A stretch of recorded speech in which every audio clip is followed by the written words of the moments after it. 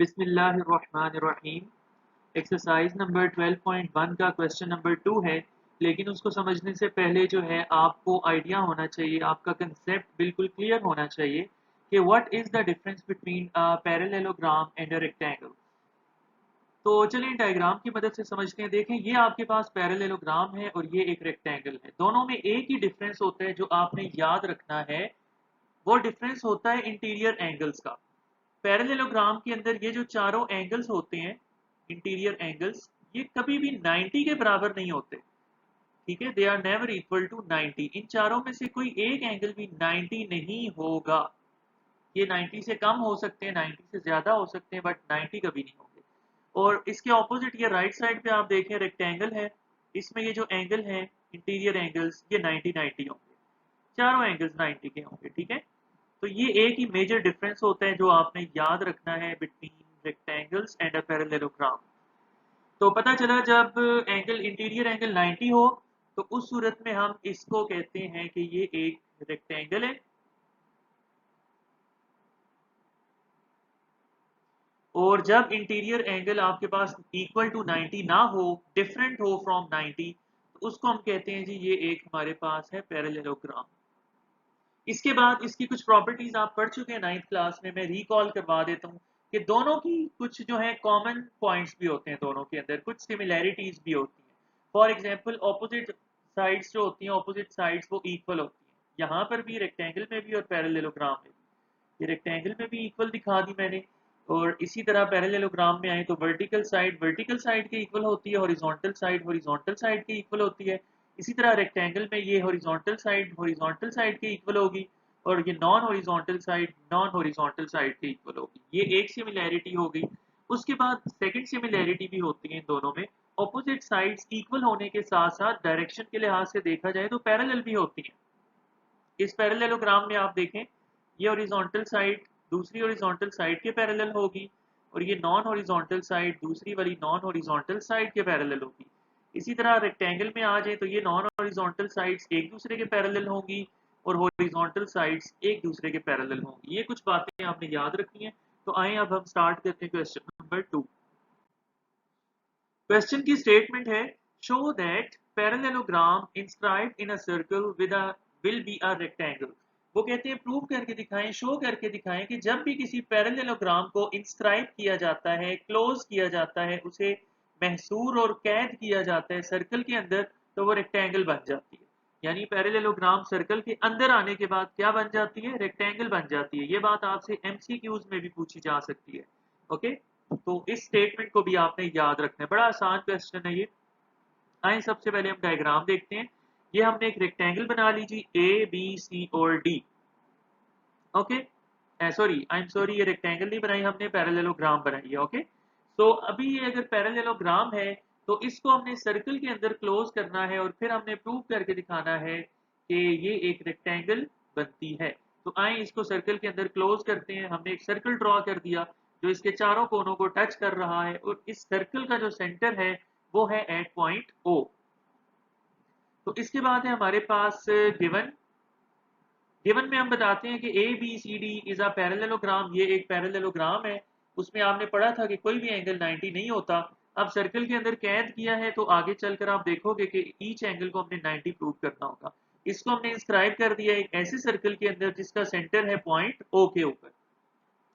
तो और इसके बाद आप देखिए, चूंकि ये पैरेललोग्राम है, हम पढ़ चुके हैं ऑपोजिट साइड्स इक्वल होती हैं, तो देयरफॉर ये जो साइड आपके पास होगी, साइड ए बी, वो इक्वल होगी डी सी के, और इसी तरह जो साइड ए डी होगी वो इक्वल होगी बी सी के। इन दोनों पॉइंट्स को हमने नोट कर लिया। इसी तरह मैंने आपको बताया था कि डायरेक्शन के लिहाज से ये पैरेलल भी होती हैं। So D C will be parallel to A B and A D will be parallel to B C. इन बातों को भी यहाँ पे हमने नोट कर लिया। ओके, ये बातें हमें कहाँ से पता चली? हमारे प्रीवियस नॉलेज की मदद से, जो छोटी क्लासेस में हमने सीखा था कि पैरेललोग्राम क्या होती है, रेक्टेंगल क्या होती है। मैंने आपको रिवाइज भी करवाया अभी। उसके बाद है to prove. We want to prove that A B C D is a rectangle. अब अगर आप पैरेललोग्राम को रेक्टेंगल बनाना चाहते हो तो इस चीज के लिए आपने क्या प्रूव करके दिखाना है? कौन सी बात प्रूव करोगे आप? कि each of the interior angle is a right angle. आप प्रूव करके दिखाओगे कि एंगल ए भी 90 है, 90 बन रहे हैं, एंगल सी भी 90 बन रहे हैं, एंगल बी भी 90 बन रहे हैं और एंगल डी भी 90 बन रहे हैं। ओके, तो छोटा सा प्रूफ है, इसका इतना लेंथी नहीं होगा। कंस्ट्रक्शन में हम क्या करेंगे, हम पॉइंट ए को पॉइंट सी के साथ ज्वाइन कर देंगे। आप जरा गौर करें यहाँ पर कि जब आपने पॉइंट ए को सी के साथ ज्वाइन किया तो as a result of this joining आपको दो ट्राइंगल्स मिली। एक जो है वो डायगोनल ए सी के ऊपर वाली साइड पे ट्राइंगल ए डी सी है, जिसे मैं हाईलाइट कर रहा हूँ, ये वाली। और दूसरी जो है वो इसके नीचे ट्राइंगल मौजूद है जिसका नाम है ट्राइंगल ए बी सी। अब नेक्स्ट जब हम इसका प्रूफ स्टार्ट करेंगे तो आप लोग याद रख लीजिएगा कि आपने प्रूफ में सिर्फ इन दोनों ट्राई एंगल्स को इक्वल प्रूव करना है और कुछ भी नहीं करना। जब आप इनको इक्वल प्रूव करेंगे आपका थ्योरम कंप्लीट हो जाएगा। तो ये हमने लिख दिया जॉइन ए एंड सी। आइए इसका प्रूफ हम शुरू करते हैं। सबसे पहले हमने इन दोनों ट्राइंगल्स को इक्वल प्रूव करना है। तो आप जानते हैं जब भी ट्राइंगल्स को इक्वल प्रूव करना होता है तो उनकी करस्पॉन्डेंस को लिखा जाता है। इस लाइन को हम कैसे पढ़ते होते हैं, इस लाइन को हम पढ़ते हैं कि in correspondence between triangle A D C and triangle A D सी।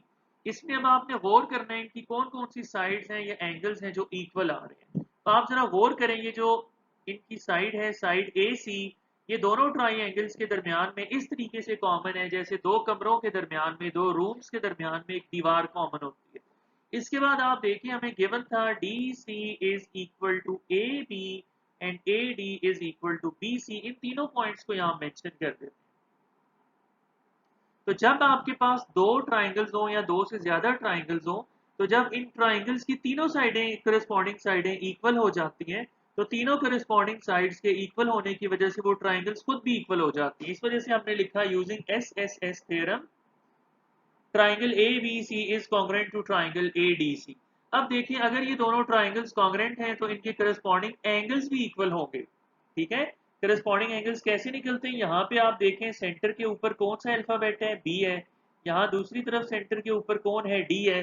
तो आप लिख सकते हैं कि एंगल बी का करस्पॉन्डिंग एंगल डी होगा, तो ये इक्वल होंगे। डायग्राम से भी आपको नजर आ रहा है एंगल बी के ऑपोजिट डी है, angle B is equal to angle D. अब आपने इस चैप्टर में एक थ्योरम में पढ़ा था कि जब भी किसी क्वाड्रिलेटरल को सर्कल में क्लोज किया जाता है तो उसके ऑपोजिट एंगल्स सप्लीमेंट्री हो जाते हैं।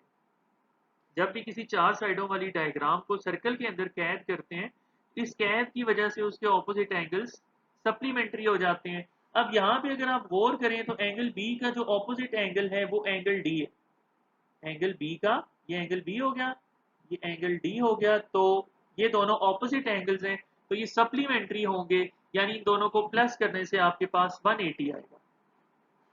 अब एंगल बी और एंगल डी इक्वल है, आप ये देखें एंगल बी और डी इक्वल है। मैं आपसे पूछूं 180 के वो कौन से दो फैक्टर्स हैं जो इक्वल होते हैं, आंसर इज 90 90। ये लिखा हुआ है कि इक्वल होना चाहिए। इसको आप एक और तरीके से देखो, मैं कैलकुलेशन करके आपको दिखा देता हूँ कि आप एंगल बी किसके इक्वल है, एंगल डी के इक्वल है। तो इस जगह पे रिप्लेस कर दो, एंगल बी चला जाएगा उसकी जगह एंगल डी आ जाएगा। तो न्यू इक्वेशन क्या बनेगी, angle D plus angle D equals 180। तो ये हो जाएगा आपके पास 2 times angle D. Next step में ये 2 नीचे जाके 180 को डिवाइड करेगा तो angle D will be equal to 180 over 2 will be 90। Angle D 90 आ गया, यहाँ पे आप लिख दें एंगल डी 90 है तो एंगल बी भी 90 हो गया। तो ये हमने प्रूव किया कि दो एंगल्स 90। सिमिलरली